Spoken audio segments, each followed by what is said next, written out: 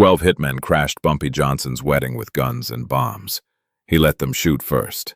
12 bodies dropped. The wedding finished. Then from Alcatraz, he destroyed their boss. How does a man in chains still make kings bleed? The envelope landed on Bumpy Johnson's kitchen table at 9 a.m. like a stone dropped from a roof. No stamp, no name. Just his face staring back at him crossed out in red paint. Thick and dragged slow. The way you mark something you intend to destroy at your leisure, stamped hard in the corner. 6:22 p.m. Not a threat.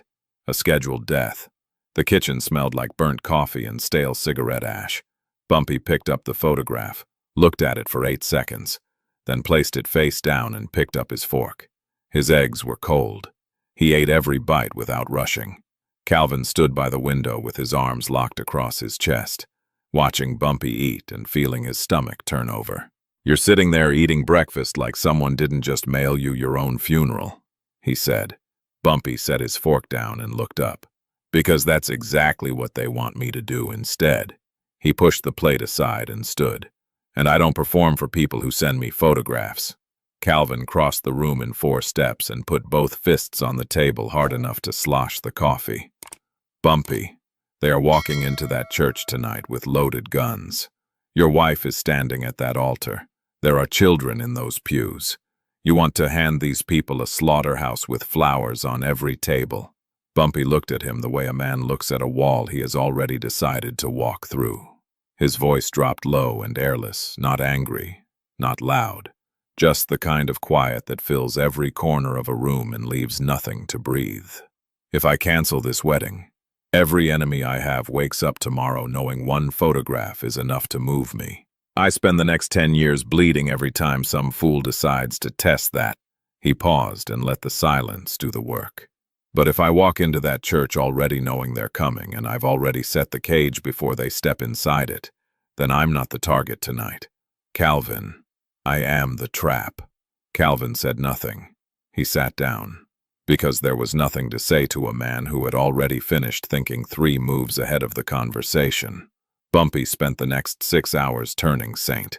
Luke's Church into a killing ground that looked exactly like a house of God.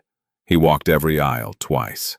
He stood at every entrance and stared inward, calculating angles and distances and blind spots with the quiet focus of a man who understood that the difference between a massacre and a controlled outcome is measured in inches and seconds. 12 of his most trusted men were placed with surgical precision 4 as ushers at the doors, 6 filling the pews flanking the center aisle, 2 in the choir loft with clean sight lines across the entire nave. He pulled the priest into the sacristy and spoke in a voice that carried zero softness inside it. "Father, when this ceremony begins, you finish it. You do not stop reading. You do not look up from that book. You do not react to anything you hear until I tell you we are done." The priest's face went chalk white and perfectly still, but he nodded. Men who stood inside Bumpy Johnson's instructions understood at a cellular level that there was no territory outside them. By 5:47 p.m. guests were filing through the doors. The air inside the church thickened fast gardenia perfume, candle smoke, the woolen cedar smell of good suits packed into a stone space with nowhere for the heat to escape. The organ filled the nave with long, slow waves of sound. Women in white gloves settled into pews. Old men straightened their ties, and moving quietly among them, wearing Sunday shoes and pressed jackets. 12 hired killers keeping loaded weapons pressed flat and motionless against their own ribs. Bumpy stood at the altar at 6:10 p.m., 12 minutes before the stamped deadline. His face was a sealed door. No sweat, no tension, not one readable thing. But behind that locked expression, his eyes moved like a scalpel through every face in the room. Left pillar, a man standing while everyone around him sat. Shoulders rigid, hands folded too tight, jaw set in a way that had nothing to do with ceremony. Back row, a man whose eyes had not traveled once toward the bride since the doors opened.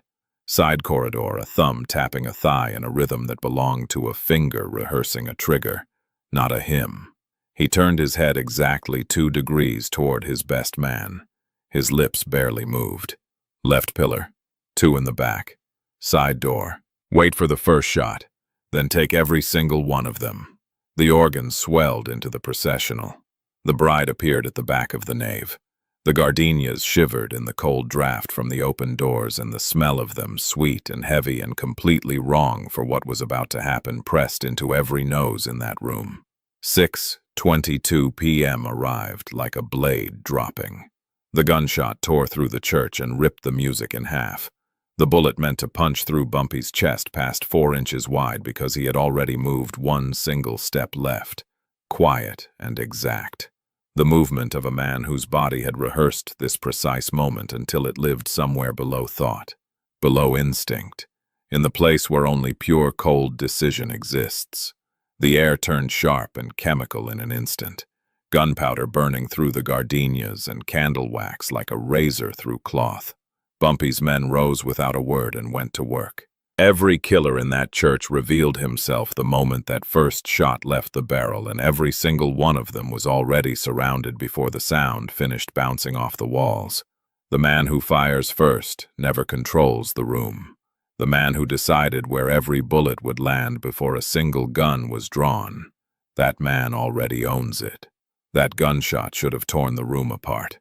180 people trapped inside stone walls. Gunpowder detonating through gardenia perfume and hot candle wax. A rifle crack shattering off marble floors and stained glass that should have produced one thing only: blind, screaming animal panic. Women trampling each other. Men throwing bodies over pews. The whole congregation crushing itself toward the exits in one mindless, terrified wave. None of it happened. That silence, that cold, impossible, suffocating silence, was the most savage thing Bumpy Johnson deployed all night. His men came out of the pews fast and clean, cutting through the frozen crowd the way a blade cuts through still water. No friction, no noise, no disturbance on the surface. Voices flat and iron hard.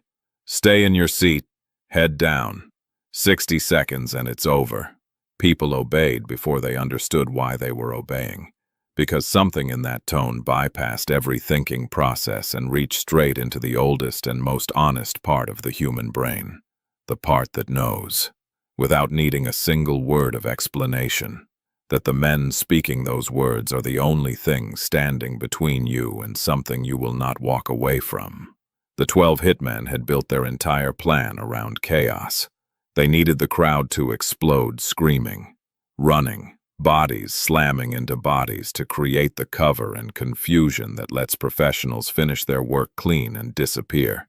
What they found instead was a room that didn't move, and a response force already inside it, already positioned, already closing from every direction before a second round could be seated in any chamber. The man behind the left pillar, thick neck, gray suit, a .45 pressed flat against his ribs beneath the jacket, stepped 2 strides toward the altar and caught a forearm across his throat from behind with the force of a baseball bat swung full speed at neck height. One of Bumpy's ushers drove him backward, completely off his feet and into the stone wall of the side corridor. The back of his skull hit the wall with a single, dense, wet crack that sounded nothing like anything that happens to a living person and stays living. He folded down the wall and hit the floor and did not move again. The usher turned back toward the nave without breaking stride. The camera bag man planted near the front for a clean, guaranteed kill shot directly into Bumpy's chest, spun toward the movement behind the pillar and caught a knee driven up into his rib cage with every pound of a 200-pound man stacked behind it. 2 ribs separated from his sternum with a sound like a thick green branch snapped hard across someone's knee. The woman sitting 4 feet away told investigators the next morning she had heard what she thought was a heavy book hitting the floor. She had been sitting 4 feet from a man being physically broken and processed it as furniture. The florist's assistant near the altar swung his weapon up and found the barrel seized from directly below. One of Bumpy's men had been kneeling behind the front pew since 5:30 p.m., completely motionless, breathing slow and shallow, waiting with the absolute patience of a man who had been told exactly when his 3 seconds would arrive. The gun wrenched skyward. The shot exploded into the vaulted ceiling and rained plaster dust down on the front 4 rows like dirty white ash falling from a collapsing sky. Then the florist's assistant was face first on cold granite, a knee grinding into the center of his spine with his full weight behind it, both wrists locked and wrenched backward until the tendons screamed. His cheek pressed against stone that smelled of centuries of cold and incense, and now his own blood spreading thick and warm beneath his face. 12 men, 12 positions, 12 separate destructions all happening inside 90 seconds of precise, suffocating violence that unfolded entirely in the shadows while the organ music stumbled once, caught itself, and drove forward, because the organist was Bumpy's man and had been given one absolute instruction regarding the possibility of stopping. It did not exist. One hitman died 8 feet from the altar. He pitched forward and his face met the granite floor with a dull, boneless impact that the people nearest him felt vibrating up through the soles of their feet before their ears processed it as sound. 2 of Bumpy's men closed around the body in under 3 seconds, backs angled outward like a wall, cutting every sight line from the nearby pews. A coat came down over the body with the calm, practiced precision of a man finishing a task he has done many times before. The bride reached the altar. Bumpy took her hand. His grip was dry and perfectly still, the grip of a man standing at the absolute center of controlled catastrophe and feeling nothing but the location of the next correct move. The priest's voice was thin as a thread pulled to its breaking point, barely holding together, trembling on every third word. But he read every verse, every vow, every word in that book from the first line to the last, because Bumpy had told him to. And in that church on that night, an instruction from Bumpy Johnson carried the same quality as the stone beneath every foot in the room. It did not shift. It did not soften. And there was absolutely nothing beneath it to fall through. By the final amen, 9 of the 12 were finished. 2 had been walked out through the side door as quietly as men stepping outside for air. 1 lay under a coat 8 feet from the altar in a stain that the candles were too far away to illuminate. A woman in the 3rd row told police she had heard a small disturbance and assumed a guest had taken ill. She had spent 17 minutes sitting 12 feet from a corpse and gone home thinking she had witnessed a beautiful ceremony. Power that needs to be seen is already shrinking. Power that moves through a room like weather everywhere at once. Visible to no one, that kind never shrinks. It just becomes the conditions everyone else lives inside. The Harlem Grand Hall hit you like a fist before you cleared the doorway. Roasted meat and spilled bourbon and 50 competing perfumes packed into air that had no room to move. The noise of 200 people bouncing off a low ceiling and coming back down into your chest like pressure. Chandeliers threw hot yellow light across 60 white-draped tables loaded with food that nobody was touching yet because the bar had been open for 20 minutes and the bar was doing the work of 10 men. On the far stage, a 6-piece band drove a slow jazz number through the heat and the noise, the trumpet cutting clean and high above everything, the bass drum underneath the whole room like a second heartbeat, steady, patient, holding everything together by rhythm alone. It looked exactly like a wedding reception. That was Bumpy's first and most important instruction of the evening. Before a single guest walked through those doors, he had stood in the center of that room and delivered one sentence to every man on his payroll in a tone that left no interpretation available. What happened in that church is buried in that church, and anyone who walks into this room looking like it isn't gets left outside until they can fix their face. So they fixed their faces. They smiled and poured drinks and put hands on shoulders and laughed in the right places, and the room sounded exactly the way a room full of people celebrating something is supposed to sound. Bumpy stood near the bar with an untouched glass of bourbon and took the room apart, one layer at a time with his eyes. Something was wrong. Not visible wrong, not audible wrong, just wrong, a single instrument somewhere in the room playing slightly off pitch while everything else held. A hairline fracture running through a wall that hadn't broken the surface yet. He stood completely still and let his eyes work slowly across every table, every corner, every moving body in the room. Nothing obvious, nothing he could point at.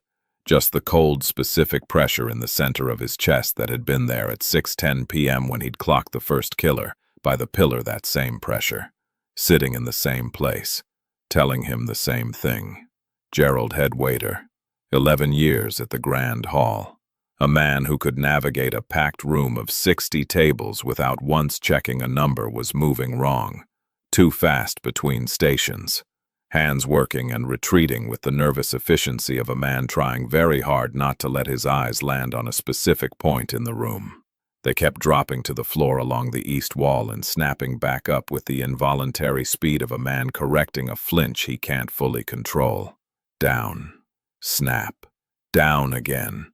The trumpet chair on the bandstand was empty. No break announced. No substitution made.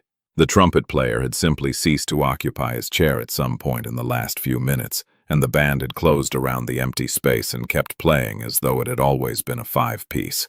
And beneath the serving table, pushed against the east wall, nearly invisible under the fall of the white linen cloth, a thin black wire ran flat along the baseboard all the way to the kitchen door. Straight, deliberate.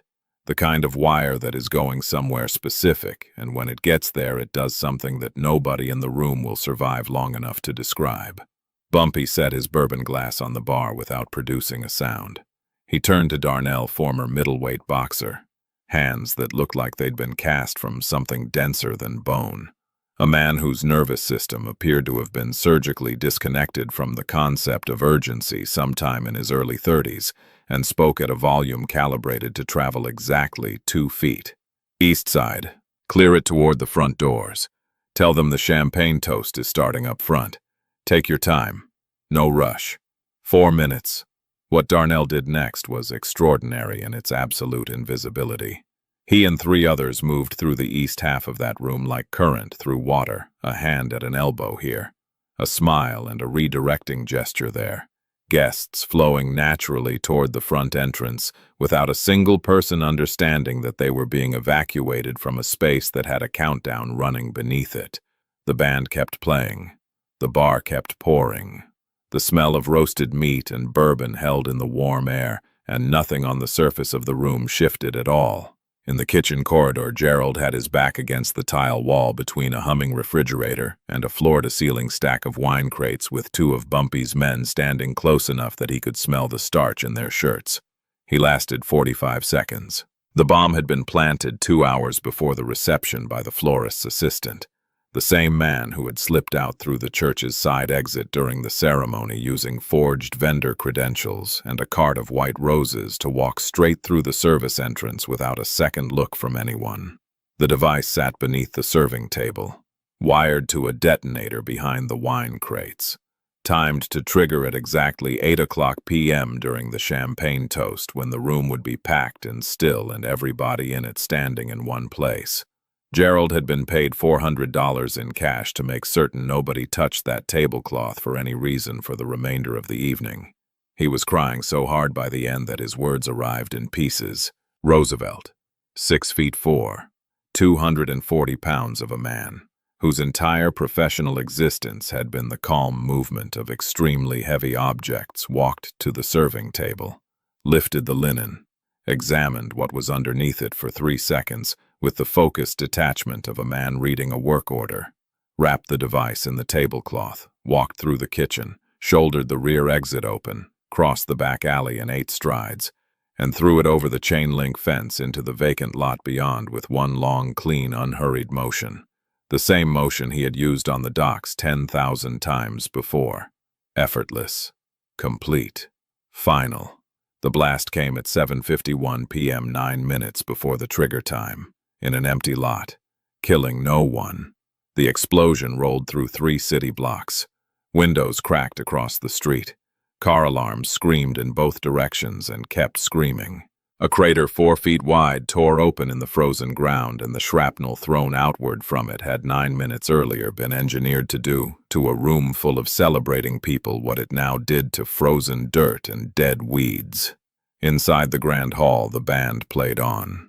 The champagne was poured near the front doors exactly as announced. Bumpy walked back onto the reception floor, shook hands with a city councilman standing 20 feet from where that wire had run along the baseboard, and danced with his wife while the sound of the detonation still moved slowly over Harlem like the last echo of something enormous. 12 dead. One crater in an empty lot. One reception finished without a single innocent person touched. The city counted the bodies in the morning and called it a massacre. They counted wrong. The only number that told the true story of that night was the one nobody printed. The people who walked into that church and that ballroom and walked back home. The ones history forgets are usually the ones who made sure history had people left to write it. The handcuffs went on at 7 a.m. on a Tuesday in front of 40 people on a Harlem sidewalk.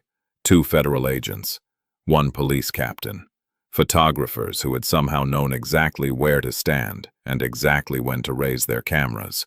The flashbulbs popped like small explosions in the morning cold.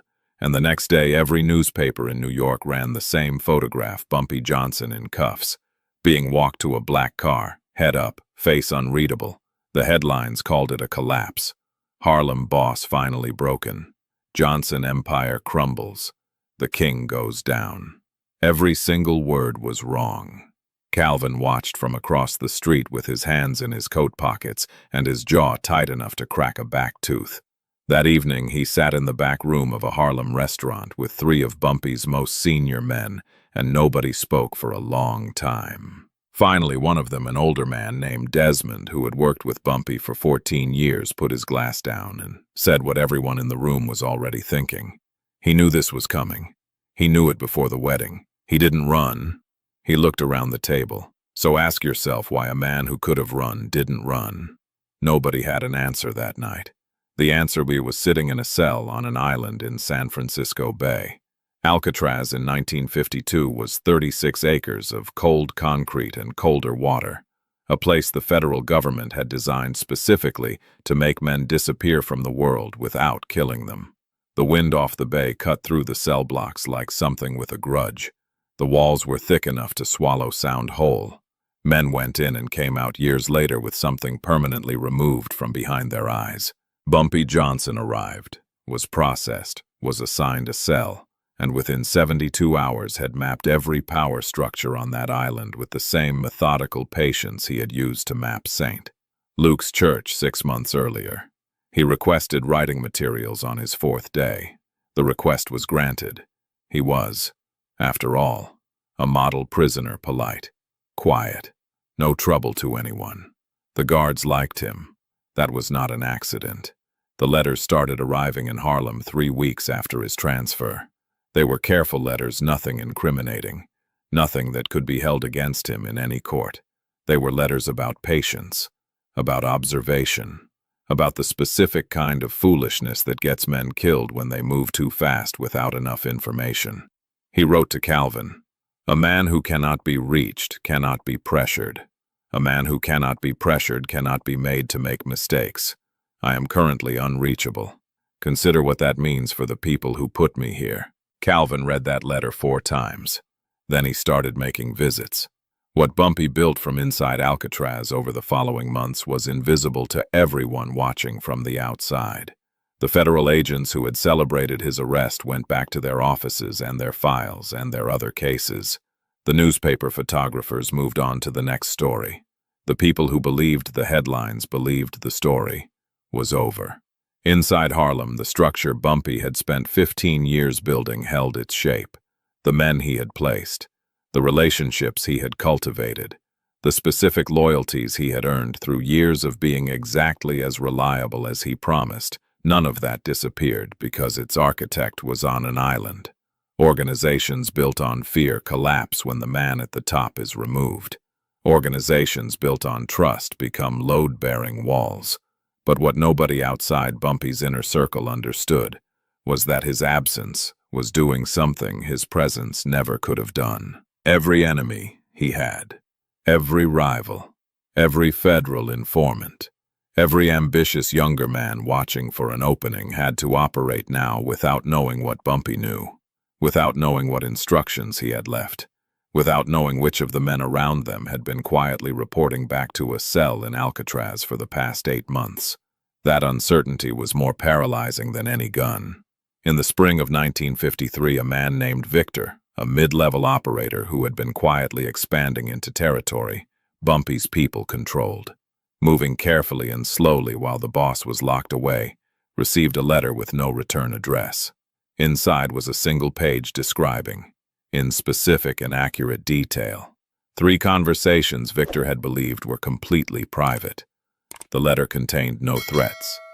It required no response. It simply demonstrated, with calm and surgical precision, that the distance between Harlem and Alcatraz was not the obstacle Victor had been counting on. Victor stopped expanding the following week. He never expanded again. Bumpy Johnson spent 3 years on that island. He read, he wrote, he observed. He maintained the kind of absolute surface calm that makes the men watching you start to wonder what you know that they don't. He was released in 1955 and walked out of Alcatraz the same way he had walked into every room for 30 years first, unhurried, and already knowing where everything was. A cage only holds the body. Everything that makes a man dangerous lives somewhere the locks can't reach. Albert Anastasia was not a cautious man. That had always been his greatest strength, and it had always been, to anyone watching closely enough, his most obvious flaw. By 1957, Anastasia controlled the most feared murder operation in the American underworld, Murder Incorporated, the enforcement arm that had reportedly been responsible for somewhere between 400 and 1,000 deaths, depending on which prosecutor you asked, and how badly they wanted the number to land. He was known as the Lord High Executioner. He had earned that title by being faster to order a killing than any other man at any table he had ever sat at. Speed was his identity. Decisiveness was his brand. What it was not was wisdom. Bumpy had watched Anastasia for years the way a man watches weather, not because he feared it, but because he understood that weather that is not respected eventually destroys things you cannot rebuild. By 1957, Anastasia had become a specific kind of dangerous, not the clean dangerous of a man with power and discipline, the messy dangerous of a man with power and no ceiling, a man who had started making decisions that created problems for people far above his position. People who sat at tables where the decisions were made in quiet rooms and implemented without announcement. Anastasia had made enemies in those rooms. Serious enemies. The kind who did not raise their voices and did not send photographs with red slashes and timestamps. The kind who simply decided, and then waited for the correct moment. Bumpy was not the one who made the decision about Anastasia. He was not in those rooms. What he was a man who understood exactly which direction the wind was blowing 4 months before the event that would confirm it, and who understood that in this specific situation. The most powerful thing he could do was ensure that the right information reached the right ears at exactly the right moment without any fingerprints attached to the delivery. The wedding had become the mechanism. The 12 hitmen sent to kill Bumpy at his own wedding in 1951 had been ordered by Anastasia, a fact that existed in the private knowledge of several men who sat at those quiet tables. It had never been confirmed publicly. It had never needed to be. But in the months following Bumpy's release from Alcatraz, that fact began appearing in conversations it had never appeared in before. Not as an accusation, not as a complaint, just as information. Mentioned in passing, placed carefully in the awareness of men who were already assembling a case against a man who had become impossible to manage. Bumpy mentioned it once to a trusted intermediary, in a private room, in a tone so casual it could not be characterized as anything other than conversation. The man sent 12 people into a church full of women and children, he said, his voice carrying the flat weight of a man describing a weather event. 12 people with guns and a bomb into a house of God at a wedding. That kind of judgment doesn't improve with age. The intermediary carried that observation to exactly the right place. On the morning of October 25th, 1957, Albert Anastasia sat down in the barber's chair at the Park Sheraton Hotel in Manhattan at 10:15 a.m. for his regular morning shave. He was alone. His bodyguard had been sent to park the car. The barbershop smelled like shaving cream and warm towels and bay rum. Ordinary smells. The smells of an ordinary Tuesday morning in a hotel where powerful men came to maintain their appearances. Two men walked in at 10:20 a.m. They moved to the chair. They fired multiple times at close range. Anastasia was dead before the hot towel hit the tile floor. The murder was never officially solved. No one was ever charged. The investigation produced nothing prosecutable and was eventually filed away in the category of cases that the people responsible for solving them understood, at some fundamental level, would never be solved because the people who could solve them had no interest in doing so. Bumpy was in Harlem when it happened. He heard the news from a man who came into the restaurant where he was eating lunch and announced it to the room the way you announce any piece of news about a public figure who has died. Bumpy listened, nodded once, and returned to his food. The barber's chair closed one chapter. No announcement. No explanation. No one left holding the evidence of a decision. In this world, the men who last longest are never the ones who pull the trigger. They are the ones who understood, months in advance, exactly where the trigger was already pointed. Bumpy Johnson walked out of his final federal sentence in the late 1950s and stepped back into a Harlem that had been rewired while he was gone. The streets looked the same. The buildings, the corners, the barbershops and restaurants, and the particular way the light fell on 116th Street in the early morning, all of it unchanged on the surface. But the current running underneath had shifted. The old economy that had structured Harlem's underworld for 2 decades numbers. Protection. Controlled territories with understood borders was being pushed out by something faster, dirtier, and far harder to manage. Heroin had arrived, not as a new problem, as a flood. The younger men who had grown up watching Bumpy build his operation had a different model now. They had seen how fast heroin money moved. They had watched neighborhoods drown in it and watched the men selling it get rich faster than anyone had gotten rich before, and they had drawn the obvious conclusion that speed was the point. Move fast. Take territory. Get the money before someone else gets it first. Bumpy sat across from Calvin in the back room of a Harlem restaurant 3 days after his release and listened to a 2-hour briefing on the current state of every significant operation in the borough. When Calvin finished, Bumpy was quiet for a long moment. Then he said, "Tell me which blocks have the most overdoses." Calvin blinked. That was not the question he had expected. "What?" "The overdoses," Bumpy said again, his voice carrying the patient weight of a man who only intends to repeat himself once. "Which corners are producing the most bodies?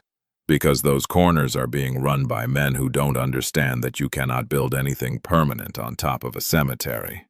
Calvin gave him the numbers. Bumpy listened and did not write anything down. What Bumpy did in the months following his release was the opposite of what every ambitious younger operator expected. He did not move to reclaim lost territory. He did not make public demonstrations of returning power. He did not push into the heroin trade despite the money it was generating. He consolidated. He strengthened the structures that had held while he was imprisoned.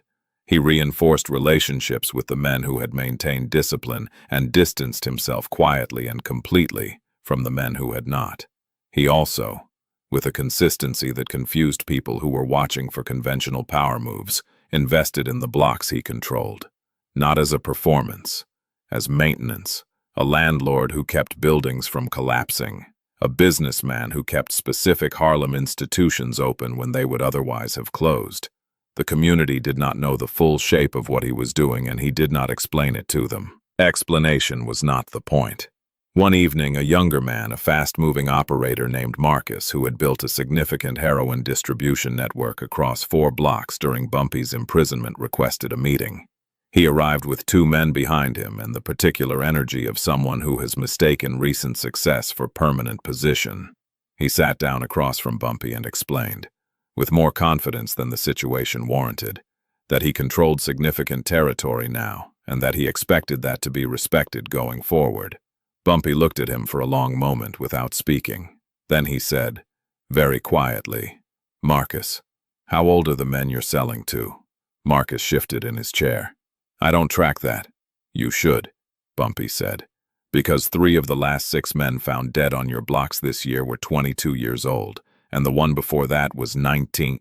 He let that sit in the air between them. I built something in this borough that lasted 20 years because I understood one thing that fast men never understand, that the only operation worth running is one that the neighborhood can survive. You cannot survive what you're building, and when it collapses, it will collapse on top of everyone standing near it. He stood up, which ended the meeting. Take your 2 men and go think about what I just said. Marcus left.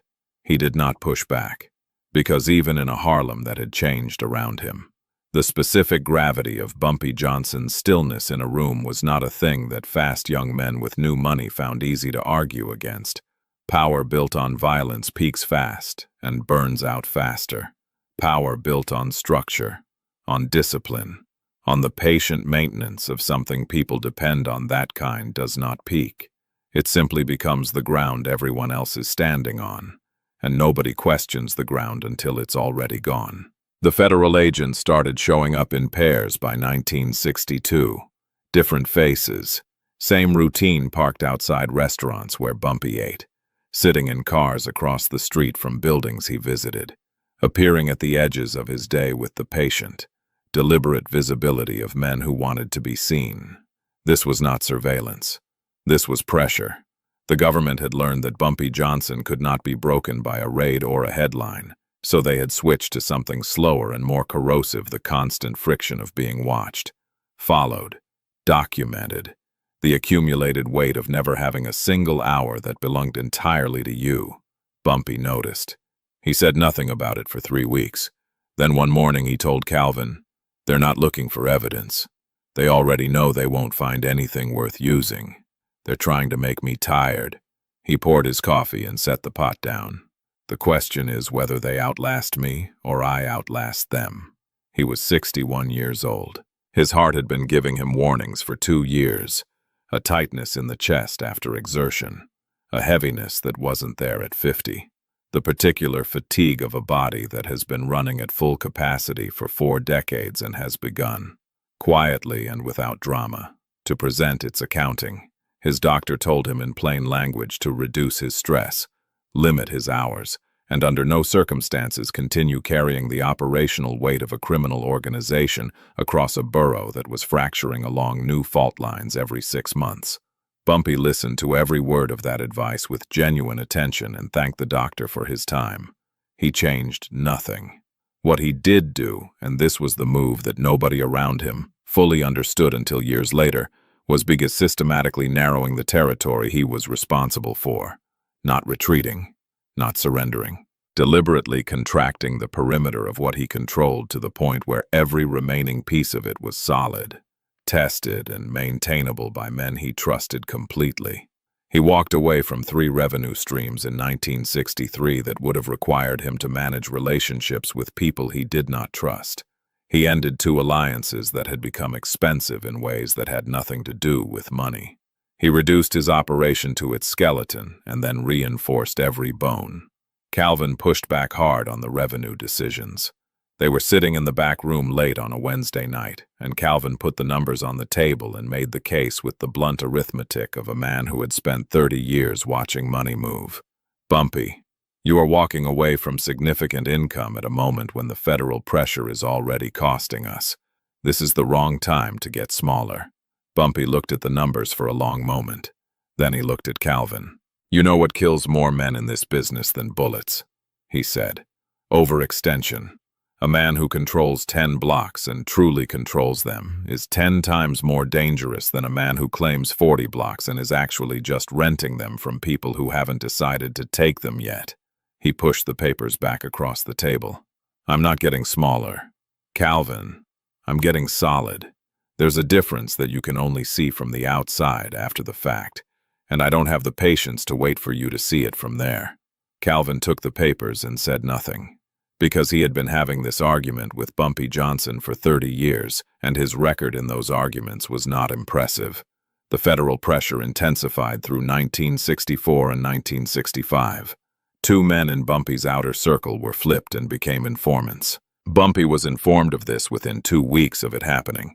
He had long since built a system for knowing exactly this kind of information before it could be used against him, and he responded by simply removing both men from any position where the information they carried had operational value. No violence, no confrontation. They were quietly made irrelevant, which is a more complete destruction than anything physical. By 1967, Bumpy Johnson was 66 years old, and the map of what he controlled was a fraction of what it had been at his peak. But every part of that map was his in a way that nothing on the larger map had ever been clean. Quiet, maintained by men who had earned their positions over years and understood what they were protecting and why. On July 7th, 1968, Bumpy Johnson sat down for dinner at Wells Restaurant on 132nd Street, a place he had eaten at hundreds of times, a place that smelled like fried chicken and warm bread and decades of the same conversations had by the same kinds of people. He ordered his meal. He ate. He was talking with the people at his table when his hand went still on the table and his head dropped forward, and he was gone before anyone in the room had time to process what they were seeing. Heart failure. 67 years old. At a dinner table.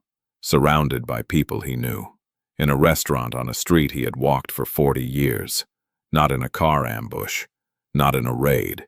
Not with handcuffs or a headline or a bullet finding him in a church at 6:22 p.m. the way someone had once carefully planned. Every man who had ever tried to end Bumpy Johnson's life with violence had failed. The only thing that finally reached him was the 40 years of weight he had carried without complaint and without visible cost until the moment his body quietly presented the final bill. The hardest ending to achieve in a world built on violence is a quiet one, and the men who manage it are the ones who understood, earlier than everyone else, that survival was always the point.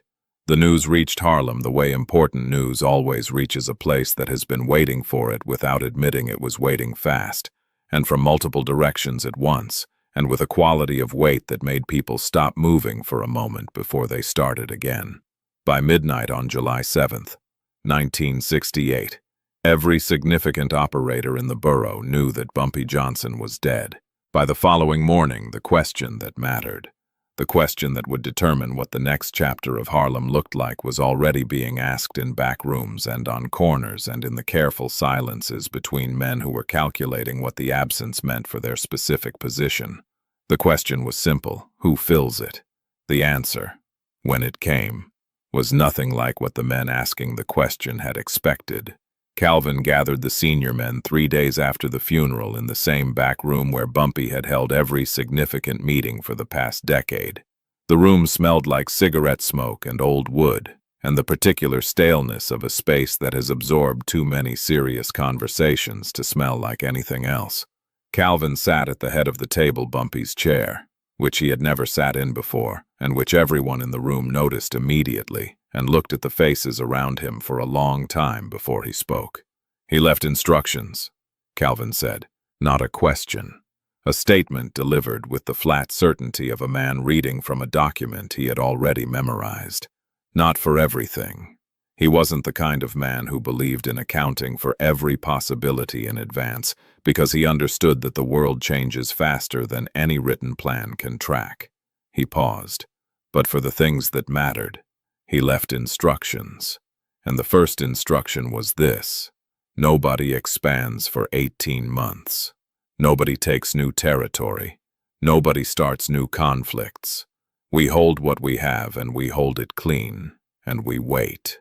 A younger man at the far end of the table, a sharp-faced operator named Dennis, who had been building his reputation carefully for 3 years and had been waiting with increasing impatience for the kind of opening that a leadership vacuum creates, leaned forward. With respect, Calvin, 18 months is a long time in the current environment. There are people outside this room who are not going to observe a mourning period for Bumpy Johnson. There are people outside this room who are already moving. Calvin looked at him with an expression that had not changed since the beginning of the meeting. I know, he said. Bumpy knew too. That's why the second instruction was a list of names. He let that land for 3 full seconds. The names of every person outside this room who he believed would move within 30 days of his death. He gave us the list. He gave us the recommended responses. He gave us the reasoning behind each recommendation so that we could adapt it to whatever the actual situation turned out to be. Calvin's voice was steady and without drama. which made it more frightening than any raised voice in the room could have been. Bumpy Johnson has been gone for 72 hours and he is already telling us what to do next. I suggest we listen. Dennis sat back in his chair and said nothing for the rest of the meeting. What followed in the 18 months after Bumpy's death was from the outside, almost invisible. No major territorial wars, no public power struggles, no vacuum filling itself with the spectacular violence that typically marks the end of a dominant figure's control. The operations Bumpy had maintained continued with the quiet reliability of machinery that has been well maintained. Not exciting, not dramatic, simply functional. 3 of the operators on Bumpy's list made moves within the first 30 days. All 3 found that the responses waiting for them had been designed by someone who had anticipated their specific strategies with uncomfortable accuracy. 2 pulled back. 1 did not pull back far enough and suffered the kind of precise, targeted consequence that sends a message to everyone watching without requiring any public statement. Harlem did not erupt. It did not fracture. It adapted the way a body adapts to the loss of something central, by redistributing the load across the structures that remain. The structures Bumpy had spent 20 years building were load-bearing in ways that nobody had fully appreciated until they were the only thing left to carry the weight. By 1970, the landscape had shifted and settled into a new shape that was different from what Bumpy had built, but carried the clear architecture of his influence in its bones. The men who had maintained discipline held their ground. The men who had not found that the ground they were standing on was less solid than it had appeared. Harlem did not become a different city after Bumpy Johnson. It became the next version of the same city shaped by forces he had set in motion years before he sat down for his last meal on 132nd Street. The people who keep a city from burning are almost never the ones the city remembers. They are the ones who made sure there was still a city left to do the remembering. Here is what the newspapers got wrong about Bumpy Johnson. They covered the arrests. They covered the body counts. They covered the federal cases and the Alcatraz transfer and the Anastasia killing and the years of surveillance that produced. In the end, very little that could be used against a man who had spent 40 years ensuring that the most important things he did left no surface for a charge to attach to. They covered the death heart failure. Wells Restaurant, July 7th, 1968. With the brief and slightly relieved energy of journalists closing a file they had kept open for 2 decades. What they never covered, because it was not visible, and because visibility was the one thing Bumpy Johnson had spent his entire career refusing to provide, was the actual architecture of what he had built and what it meant that it survived him. The legend that grew around Bumpy Johnson after his death focused, inevitably, on the wedding. 12 hitmen, 1 church. 6 minutes of controlled violence that left every attacker dead and the ceremony completed. That story spread the way vivid stories spread fast, with embellishments, accumulating details that may or may not have been present in the original event, but that felt true to the shape of the man being described. By the 1970s, the wedding story had become the kind of story that gets told in Harlem barbershops and back rooms as a fixed piece of neighborhood mythology. But the wedding was 6 minutes. Bumpy Johnson was 40 years. The 6 seconds of a trigger being pulled, or in this case, the 6 minutes of a church being cleared, is the part of a story that gets remembered because it is loud and specific and produces an outcome that can be described in a single sentence. What does not get remembered, what almost never survives the journey from event to legend, is the 6 years of patience that made the 6 minutes possible. Bumpy had known, months before that wedding, that the attack was being organized. He had known the approximate timeline. He had known enough of the operational shape to understand what he was walking into. He walked into it anyway, not because he was reckless, but because he understood something about power that most men in his position never learned. The response to a threat is not the defense you build. It is the decision you make about whether to let the threat reveal itself completely before you answer it. Bumpy let every enemy in that church fire first. He let them commit fully to the attack before his response began. And because they had committed fully, because they had no reserve and no exit strategy and no contingency for the possibility that their target was already 3 moves ahead of their plan. Every single one of them was destroyed completely. That patience, that specific, disciplined, almost inhuman patience was the thing the legend never captured. Because patience does not photograph well. Because patience does not produce a sentence that fits in a headline. Because patience looks, from the outside, exactly like nothing happening, right up until the moment it looks like everything happening at once.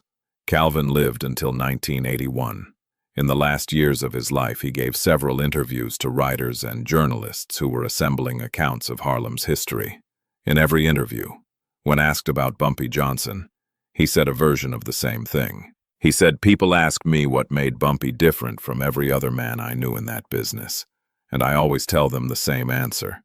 And the answer always disappoints them because it's not dramatic. What made Bumpy different was that he never needed to win right now. Every other man I knew needed to win right now, needed the room to know they had won, needed the story to land immediately, needed the result to be visible and attributed and acknowledged.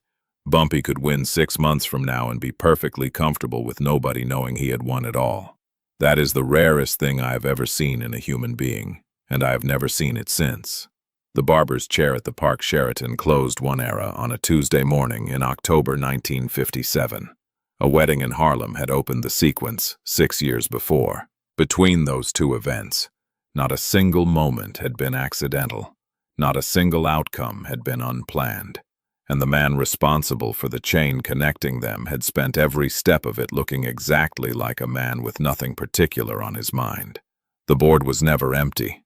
It was never unattended. Every piece on it had been placed by the same hand, moved by the same patience, and protected by the same fundamental understanding that the most powerful position in any game is not the one that looks powerful. It is the one that is still standing when every other position has been taken off the board. Truth does not survive because it is the loudest story in the room. It survives because it is the one still standing after every louder story has finished burning itself out. 12 hitmen walked into that church to end one man. They never walked out. Bumpy Johnson didn't survive 40 years because he was the most violent man in Harlem. He survived because he was the most patient. The bullet meant to kill him at 6:22 p.m. missed by 4 inches. Every enemy after that missed by a lifetime. A city never remembers who kept it standing. It only knows that it's still here. If you were standing at that altar when the first shot cracked through the air, would you have stepped left or run for the door? Drop your answer in the comments below. If this story hit you hard, smash like, subscribe, and turn on notifications. We drop a new untold story every single day. Comment right now. Were you Team Bumpy, or would you have canceled that wedding?